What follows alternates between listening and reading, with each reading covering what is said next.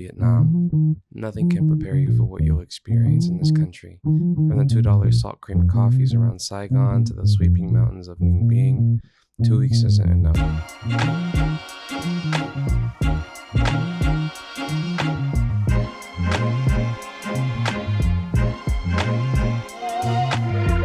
I had the privilege of traveling to Vietnam with my girlfriend who speaks Vietnamese and is Vietnamese, so a lot of the spots that we went to were mostly suggestions from either locals, her parents, or her family members.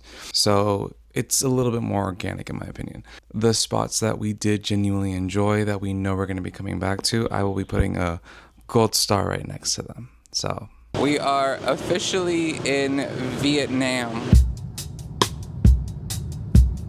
On the first day, we started off pretty strong by going to a cafe first thing in the morning. The spot we decided to go to was Duc Nguyen Garden Cafe. Mind you, I don't speak Vietnamese.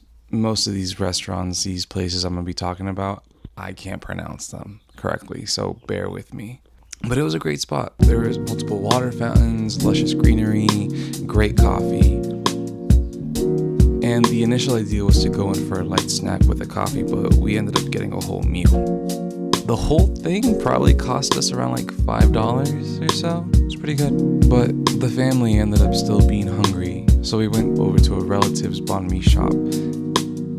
It was a great experience, especially eating a whole cucumber with every banh mi bite, you know? But afterwards, we ended up just walking around doing our own thing. Having been to Japan a couple times, I was really excited to see that they had a family mart right there. And you know what that means? Do they have strong zero? They did not have strong zeros. We also ended up going to this one clothing shop called Compound Garment. It's awesome, can't recommend it enough. Their catalog is going to be on their website, so if you want to check it out, it's there.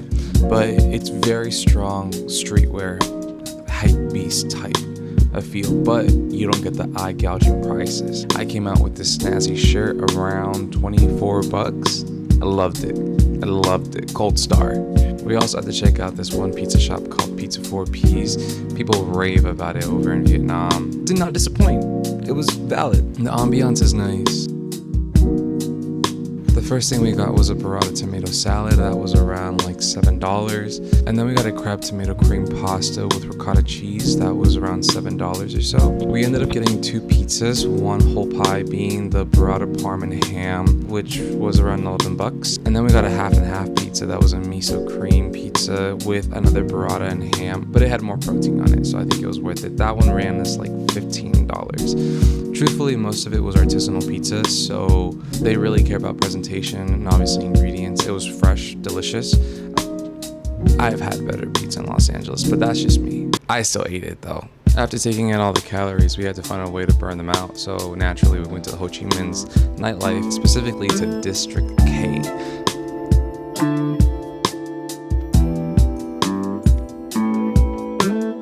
Problem, you do have to buy a table, which isn't bad considering all the food, the music, the dancing, the drinks. It's worth it. And knowing that it was my girlfriend's cousin's birthday, we had to do a little cheers. But in the end, we did black out. Be careful. We recovered the next day with an egg coffee by the coffee shop next to the Independent Palace.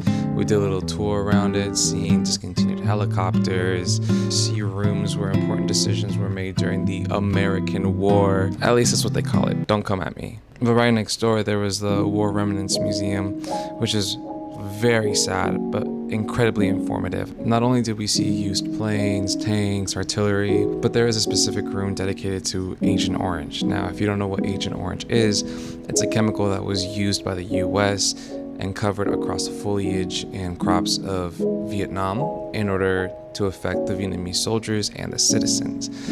The results, horrific. But it's important to know. And interestingly enough, we ended up seeing a quote that sounded very familiar to me. We're going to bring them back to the Stone Ages. But yeah, if you get hungry afterwards, there's a banh mi shop called Banh Mi Hoi Hao, something like that. Highly recommended by the locals and my girlfriend's family. Banh mi was fat. I must disclose though, I did get a little sick after eating it. I don't know if it might have just been the ingredients or I had a weak stomach, but I still ate it and I enjoyed all of it. So I wouldn't say knock it. Also, one thing I gotta recommend, if you wear glasses, you should get glasses in Vietnam. I went to this spot called Mat Kin Lan. They had a great selection, and specifically I was looking for rimless glasses, and I found them. $110, and that's with the free prescription, and they assembled it for you within 3 hours. I will say to bring your own glasses if you have a prescription. I don't think their eye exam are that accurate, but when I gave them my glasses as a reference, it was a perfect match. So go for it. For our last stop in Ho Chi Minh, we went to a restaurant called Phung Cua One Crab Restaurant. It's awesome. You get to select whatever lobster you want, whatever shrimp, whatever crab, whatever fish. It's all fresh. You get to look at them in the eye and be like, I want you. They cook it for you that moment. It's amazing. The funny thing about that story was I wanted to take out the family. I wanted to buy them a good meal. And initially there was like maybe only 7 people that were living inside the house. So I was like, Bailey, come on, let's go. They invited the whole family. It ended up running from 7 people over to 24 people. And I wasn't expecting it. I did bite the bullet. It wasn't that bad. It was around $400 for everything all said and done, including the drinks, fresh food, and leftovers. It was decent. Something like that in the States would easily cost you around $2,000, if not more, way more. For 24 people, please don't get me started. The restaurant itself, though, gold star. Next morning, we took a sleeper bus to make our way over to Sapa. It was by far the best option to get up there if you're under 5'6". If you're not, it's a little crampy, but you get through. But our Airbnb was at this spot called Matsu, where you're gonna get greeted by this little pup called Cafe. Beautiful little ting. And I gotta say, it was a beautiful spot. The view that we got from our room, can't beat it. The next order of business for us was to go shopping, and look what we found. Granted, the Arc'teryx, it might be fake, but it's durable, it's still Gore-Tex, and it was $25. Come on. And honestly, they're everywhere. Just take a little walk in Sapa, you'll find something, I promise, but haggle.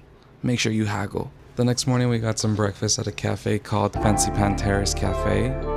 It's beautiful, bro. Delicious pho, freshly squeezed juice, pressed coffee, and all overlooking the mountain. Gold freaking star, dude. Our plan for that day was to visit Sapa's biggest attraction, which was 2 parts. Visiting a Hmong village through a train ride, and then getting to the very tippy top of the mountain, the same mountain that's from our Airbnb view, through a cable car. So first you have to go over to the Sun Plaza, which is a train station. From there you buy a ticket. It takes you all the way to the Hmong village. If you don't know who Hmong people are, just think indigenous Vietnamese tribes. Once you take the train up to the village, it's also called Sun World. And if you pass by through the little prayer ribbons, you'll get brought to the Hmong village. And the people there are so sweet. You see them making crafts. They pass by on little horses. If you want to ride them, you can. And they have little chanchkis that you can purchase. Now, the second part of this trip is taking a cable car from Sun World all the way to the top of the mountain. And it's so worth it. Once you defeat the fear of the cable car and how high you are, it becomes a more surreal moment. At the very top, they built this massive Buddhist statue. And there's also a floating temple that you get to check out. And obviously a Starbucks. Genuinely, I can't recommend it enough. This one for sure was a gold star. And it did cost $70, both for the train and the cable car. If you want to make it cheaper on yourself, you can just do the train, but I can't suggest the cable car enough. Afterwards, we wanted to grab a bite to eat, so we went to a Vietnamese barbecue shop called Nuong Noi. There we got some pork belly wrapped mushroom, beef wrapped mustard greens. There was also beef brisket and fried rice. The meat was a little chewy, but it still tasted fresh. It was valid. It was a good spot.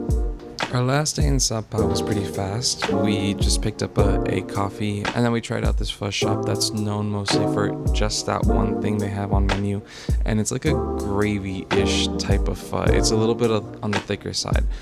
If you're in Sapa, I highly recommend it. You have to check it out. Gold star. Our next stop, Ninh Binh. From Hanoi, it's a 2-hour bus ride over to Ninh Binh. And if you can, ask for our tour guide. Her name's Tran. She's funny, witty, she's smart. And I'm sure if you message someone on Get Your Guide, you can probably get a scheduling with her. But the tour itself is pretty active. You do take a 500 step up to a mountain, but once you get to the top, you get to see the ridges of the mountains. It's a whole landscape thing. It's beautiful. Next, we took a bike ride around the area, and we got to see these little cows laying down, super cute. The last part was going on a paddling boat, taking you around the mountains and inside of the mountains through these cave aqueducts.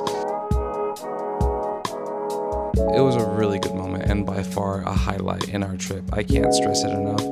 Gold star. Our last stop on this journey, Hoi An. Upon arriving, our Grab driver, he offered to take us around Hoi An and give us suggestions. We told him we wanted to get tailored outfits, so he suggested Lena. And she was super sweet. They also had different types of fabric, different types of colors, clothing styles, you name it. We got our measurements done that same day. And afterwards, he took us out to a restaurant, a seafood spot called Neng Ha Hai San Man. And I cannot suggest this spot enough. All fresh seafood. You get to select whatever fish you want, whatever shrimp, whatever you want. But it's all right next to a beach. So naturally, after getting our fried calamari and our fried fish, we took a little dip. Oh my God, gold star, you gotta go. After our meal, we found out that they close up the main street of Hoi An and have a market every single night, and it's bustling with people. We ended up stopping at this treat shop where they give you a coconut bowl with coconut ice cream and then coconut shavings on top, and the coconut juice that was in the coconut, they put in a little cup and you get to drink it. Amazing. And next morning, looking for breakfast, we fell into a hidden gem called Cam Gai Gien Zi Hoi An.